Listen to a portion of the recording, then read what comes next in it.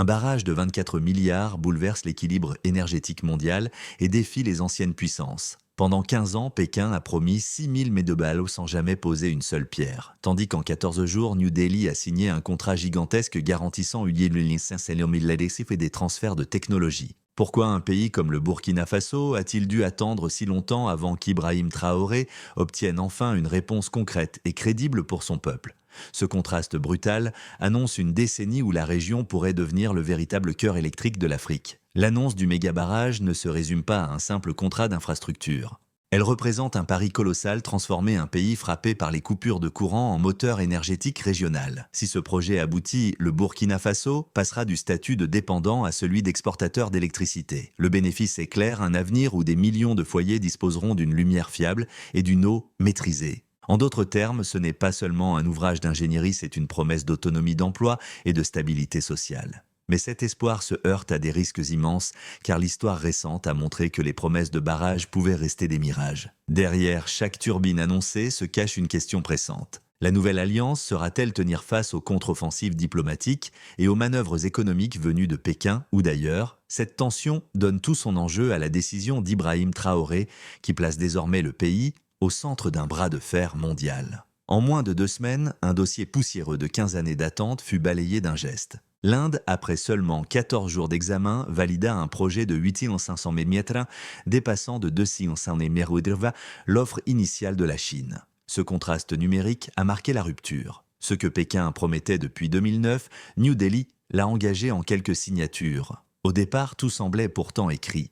En 2000, les autorités chinoises et burkinabées s'affichaient ensemble pour annoncer un barrage de 6000 mégabatts censé alimenter tout le pays et irriguer 2 millions d'hectares.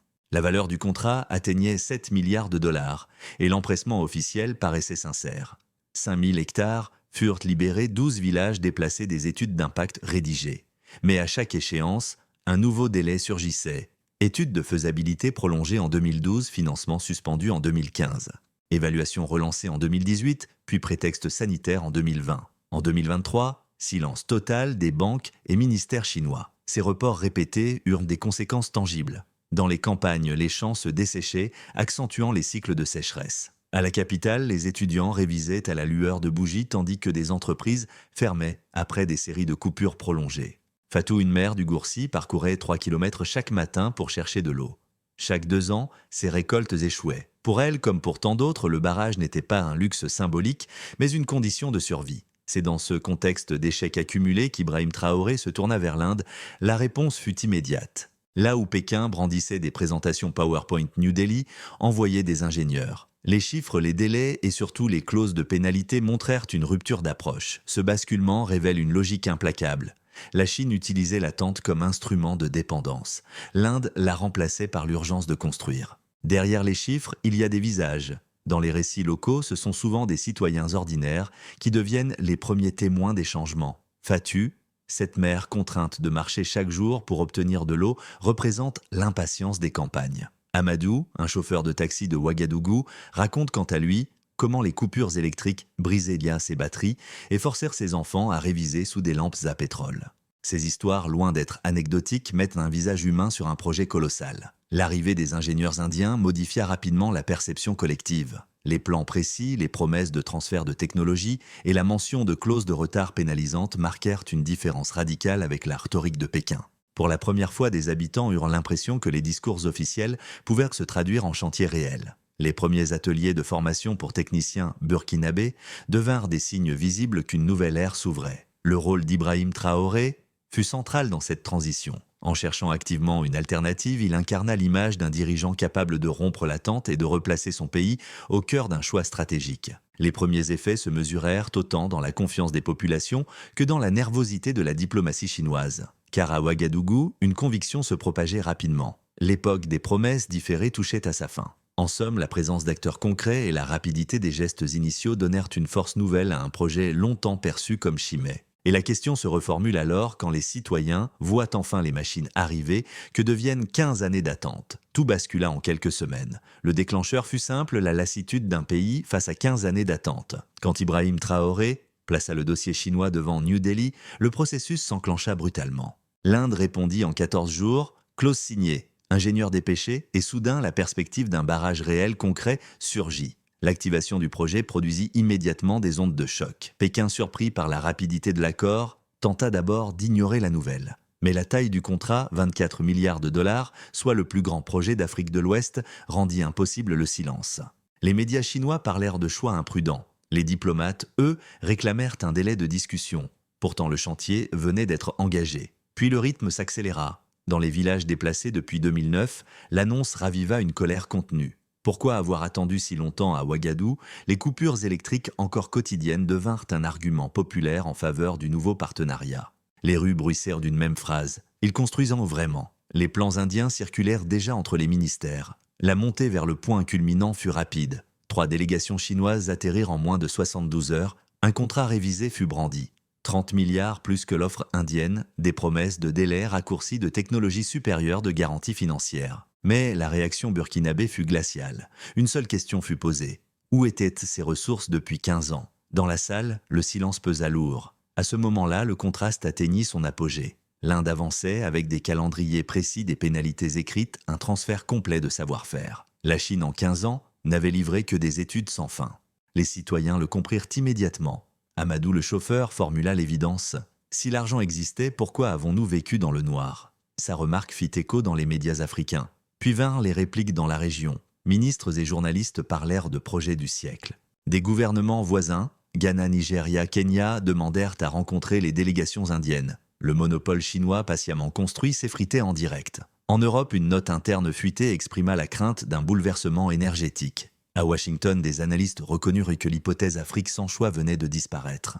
La séquence révéla donc 3 dynamiques imbriquées. La rupture d'une dépendance, la naissance d'un nouvel acteur crédible et la panique des puissances établies. Pour le Burkina Faso, c'était la confirmation d'un tournant. La promesse de lumière devint soudain tangible. Les promesses vides se transformaient en grues, en turbines, en plans d'ingénieurs. Ainsi, en quelques semaines, l'ordre établi chancela.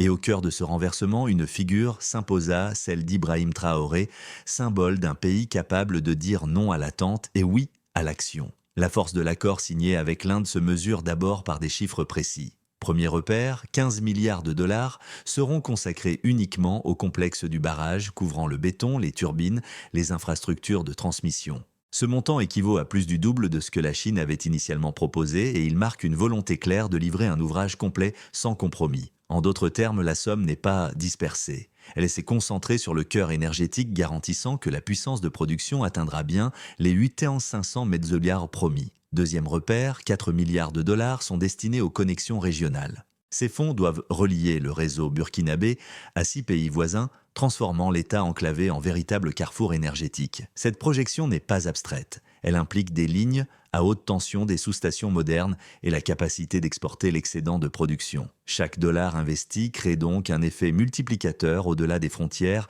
redessinant l'équilibre économique de l'Afrique de l'Ouest.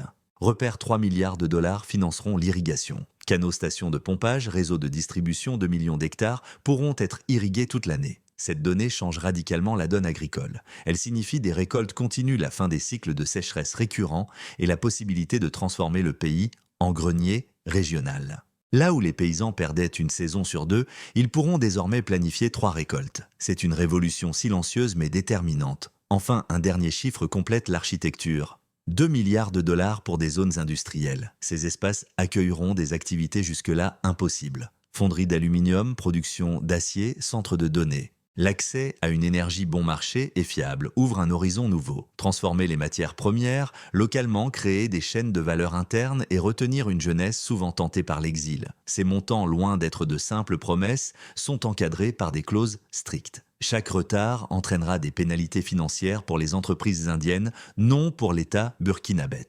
Chaque technologie sera transférée aux ingénieurs locaux. Chaque étape de construction sera vérifiable. Cette structure contractuelle tranche radicalement avec les précédents accords où la lenteur ou l'opacité servaient d'outil de contrôle. En chiffres humains, l'impact est tout aussi frappant. 8 000 emplois directs doivent être créés pendant la construction. Des dizaines de milliers d'autres suivront dans l'agriculture et l'industrie grâce à l'électricité disponible. Pour des familles comme celle de Fatou ou d'Amadou, cela ne signifie pas seulement un revenu mais un avenir stable et la possibilité de voir leurs enfants rester au pays. Ainsi, les données brutes dessinent une équation simple, 15 ans de promesses différées, remplacées par 6 ans d'actions mesurables. Les chiffres ne sont pas abstraits, ils traduisent une rupture. Et dans cette rupture, Ibrahim Traoré apparaît comme l'artisan d'un basculement où l'arithmétique rejoint la souveraineté. Deux visions s'affrontent autour de ce méga barrage. La première, souvent défendue par les voix occidentales et chinoises, insiste sur les risques.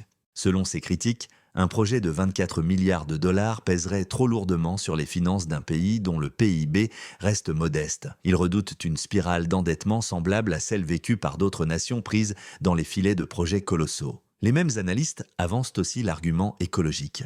Un barrage de cette taille pourrait déstabiliser les écosystèmes, déplacer des communautés asséchées des terres fertiles. À cela s'ajoute l'inquiétude géopolitique. Accepter un partenaire étranger, même indien, reviendrait à remplacer une dépendance par une autre. La seconde vision, portée par les partisans de l'accord, met en avant des mécanismes concrets qui contredisent ces critiques. Sur le plan financier, les paiements sont liés à des étapes de construction vérifiables avec des pénalités infligées aux entreprises indiennes en cas de retard. Cette architecture contractuelle limite le risque d'endettement unilatéral et favorise la transparence. Sur le plan écologique, le projet intègre des capteurs intelligents, une gestion de l'eau pilotée par l'intelligence artificielle et un suivi en temps réel des impacts environnementaux. Ces outils ne suppriment pas tous les dangers, mais ils marquent une rupture nette avec les pratiques opaques de Pékin. Quant à la dépendance, le transfert de technologies inscrit dans chaque contrat transforme la critique en paradoxe. Loin de maintenir l'exclusivité, l'Inde ouvre la voie à l'autonomie des ingénieurs burkinabés. Face à ces deux lectures, un constat domine. La discussion ne se limite plus à des promesses. Elle se fonde sur des mécanismes, des chiffres et des clauses. Là réside la force du choix porté par Ibrahim Traoré. Transformer les doutes légitimes en réponses mesurables et replacer son pays dans une logique où le débat se règle par la preuve plutôt que par l'attente. La vérité surgit brutalement. L'attente était une stratégie. Pendant 15 ans, la Chine n'a pas seulement accumulé des retards, elle a entretenu une dépendance. Pas d'électricité fiable signifiait pas d'industrialisation, pas d'irrigation, donc un Burkina Faso contraint de rester demandeur de prêts et de contrats extérieurs. L'entrée de l'Inde a renversé cette logique. En 2 semaines, un plan complet fut présenté. Turbine, réseau close de transparence. Cette rapidité révéla ce que Pékin avait toujours dissimulé. La capacité existait, mais elle n'avait jamais été mobilisée. L'illusion d'un monopole venait de s'effondrer. Ce basculement marqua le milieu du récit. Pour la première fois, les habitants se mirent à croire qu'un chantier pouvait dépasser le stade des promesses. Les voisins régionaux observèrent avec attention, prêts à demander eux aussi des partenariats similaires. Et surtout, les diplomates chinois comprirent que leur arme favorite, la lenteur, s'était retournée contre eux.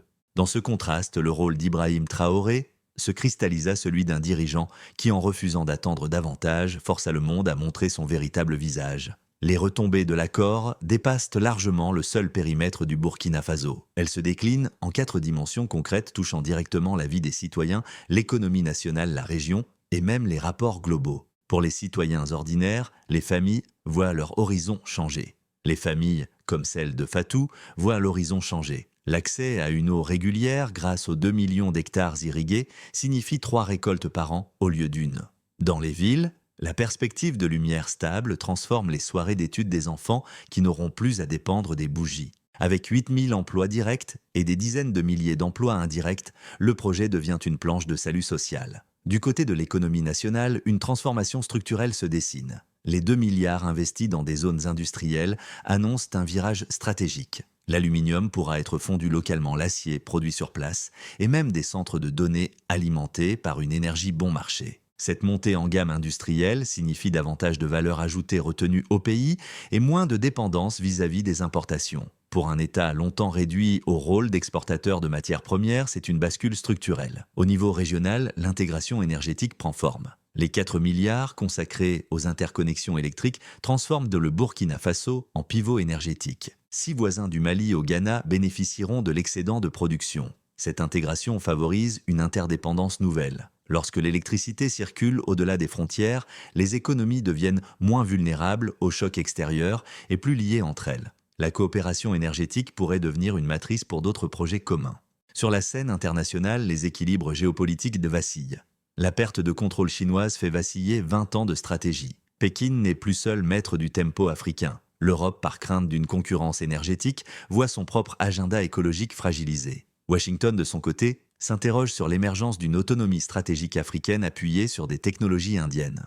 Dans ce contexte, chaque MGAW produit représente plus qu'une unité d'électricité. C'est une affirmation politique d'indépendance. En réunissant ces 4 dimensions, l'accord révèle sa portée réelle. Ce n'est pas uniquement une infrastructure, mais un nœud de transformation sociale, économique, régionale et géopolitique. Et au centre, Ibrahim Traoré apparaît comme l'acteur d'un récit où un choix national bouscule plusieurs continents à la fois. Dans un premier scénario, la situation évolue selon le calendrier prévu. Le chantier progresse selon le calendrier prévu. Les premières équipes locales sont formées. Les fonds alloués aux interconnexions régionales commencent à circuler et la confiance s'installe dans la population. Les coupures électriques diminuent progressivement grâce à des solutions transitoires fournies par les partenaires indiens. Ce scénario réaliste offrirait déjà une rupture avec 15 années d'attente. La promesse prend corps, visible dans les villages comme dans les villes. Dans une hypothèse plus optimiste, les progrès dépassent les attentes. Les travaux avancent plus vite qu'annoncé, portés par la volonté politique et la pression des clauses contractuelles. Les voisins impressionnés accélèrent leur propre démarche auprès de New Delhi. Le Burkina Faso devient vitrine d'un modèle inédit, une Afrique qui négocie sur un pied d'égalité et impose des délais contraignants aux investisseurs. Dans cette hypothèse, l'impact dépasse la sphère énergétique pour atteindre la diplomatie. L'image d'Ibrahim Traoré se renforce et le pays gagne un prestige régional disproportionné à sa taille. Dans une version plus pessimiste, les obstacles prennent le dessus. Les contre-attaques se multiplient. Pékin vexé tente de saboter le projet en asséchant certaines sources de financement. L'Europe, inquiète de perdre son avantage sur les énergies renouvelables, impose des normes contraignantes aux exportations d'électricité. Les tensions politiques internes ralentissent, montrent les chantiers alimentant les critiques. Dans ce cas, la promesse d'autonomie risque de se transformer en frustration accrue avec des citoyens voyant renaître le spectre des retards. Face à ces 3 trajectoires possibles, un constat demeure. Le pays se trouve à un carrefour inédit. La clé réside moins dans le calendrier que dans la capacité à maintenir la transparence et la confiance. Un projet de cette ampleur n'est pas seulement une question de béton et de turbines, mais de gouvernance. La recommandation essentielle est donc claire. Pensez chaque Maidubalo comme un instrument politique autant que technique. Si la transparence et le suivi restent constants, alors même les obstacles extérieurs ne suffiront pas à casser la dynamique enclenchée. Derrière les chiffres et les débats géopolitiques, ce sont les vies quotidiennes qui se transforment. Pour les familles rurales, l'irrigation de 2 millions d'hectares signifie la fin des récoltes perdues une année sur 2. Les mères, comme Fatou, n'auront plus à marcher des kilomètres pour chercher de l'eau. Pour elles, le méga-barrage n'est pas une abstraction, c'est l'assurance de nourrir leurs enfants et de les voir grandir au pays. Pour les jeunes urbains, l'impact se dessine autrement. Les délestages chroniques qui forcèrent les étudiants à réviser sous la bougie céderont la place à des soirées éclairées à des ordinateurs connectés à des cours suivis sans interruption. Dans les nouveaux instituts du technique, une génération entière s'apprête à maîtriser les turbines, les réseaux et les logiciels associés. Au lieu de rêver d'exil, ces jeunes pourront bâtir une carrière chez eux sur des bases solides. Enfin, pour les travailleurs des villes comme Amadou chauffeur de taxi, l'électricité stable signifiera la fin des batteries détruites et la perspective de véhicules électriques fiables. Les petites entreprises aujourd'hui fragilisées par l'instabilité énergétique pourront se développer. Derrière chaque compteur installé se trouve une promesse d'opportunité accrue. Dans chacun de ces visages se lit la portée du choix national. Le projet n'appartient pas seulement aux ingénieurs ou aux diplomates. Il appartient à chaque citoyen qui découvrira progressivement ce que signifie vivre dans un pays où l'attente de 15 ans laisse place à l'action. Pour que le méga-barrage tienne ses promesses, un chemin clair doit être suivi. La première étape consiste à la gouvernance du chantier. Un comité mixte rassemblant ingénieurs indiens et burkinabés doit superviser chaque phase, publier les avancées et sanctionner tout retard. La transparence est la seule réponse crédible aux décennies de promesses différées. La deuxième étape demande de la formation locale. Les centres techniques de Ouagadougou et de provinces stratégiques doivent accueillir des centaines d'étudiants par an. Chaque turbine installée doit être l'occasion pour un jeune ingénieur burkinabé d'apprendre directement auprès des experts. Dans 10 ans, le pays devra être capable de gérer seul des projets de similaires. La troisième étape implique l'intégration régionale. Les lignes à haute tension financées par les 4 milliards destinés au réseau doivent être planifiées de manière coordonnée avec le Ghana, le Mali, le Niger et les autres voisins. Plus les interconnexions seront solides, plus le Burkina Faso deviendra un pivot incontournable réduisant la vulnérabilité de chacun. La quatrième étape porte sur la gestion environnementale. Les capteurs et systèmes prédictifs doivent être utilisés dès le premier jour. Anticiper une crue, équilibrer les flux d'eau, protéger la biodiversité. Ces éléments détermineront l'acceptabilité sociale du projet. La cinquième étape souligne la communication citoyenne. Les Burkinabés doivent voir mois après mois ce que le projet change. Des mises à jour régulières des chantiers ouverts aux visites des chiffres publiés. Tout cela nourrit la confiance et empêche le retour du scepticisme. En suivant ces 5 axes, Ibrahim Traoré et son équipe peuvent non seulement réaliser un barrage, mais bâtir une méthode. Une méthode où l'infrastructure devient le moteur d'une souveraineté partagée et durable. Lorsque les premiers engins apparurent sur le terrain, un souvenir ressurgit, celui des villages déplacés il y a 15 ans, relégués à l'attente d'un barrage fantôme. Ces familles, longtemps oubliées, deviennent aujourd'hui le symbole d'un pays qui refuse d'être prisonnier des promesses. Le rappel de leur sacrifice agit comme un motif de justice retrouvée. Dans cette trajectoire, Ibrahim Traoré se dresse comme la figure qui a osé briser l'inertie. Son choix n'a pas seulement ouvert la voie à une centrale hydroélectrique, il a rouvert la possibilité de croire en un avenir construit par les Africains eux-mêmes. L'écho n'est pas seulement politique, il est intime. Chaque étudiant qui allume une lampe, chaque mère qui arrose ses champs, y trouvera la preuve tangible d'un changement. Le fil conducteur est clair. Ce qui paraissait irréalisable est devenu crédible. Ce qui était différé devient palpable. Et la phrase résonne simple et forte, l'attente n'est plus une fatalité. Ce méga-barrage n'est pas seulement une affaire de chiffres ou de diplomatie. Il est devenu un miroir de ce que l'Afrique peut réaliser lorsqu'elle choisit ses partenaires et impose ses propres règles. Chaque kilowatt produit incarne une victoire contre l'attente et un pas vers l'autonomie. Mais au-delà des turbines et des contrats, il reste une dimension essentielle, la participation citoyenne.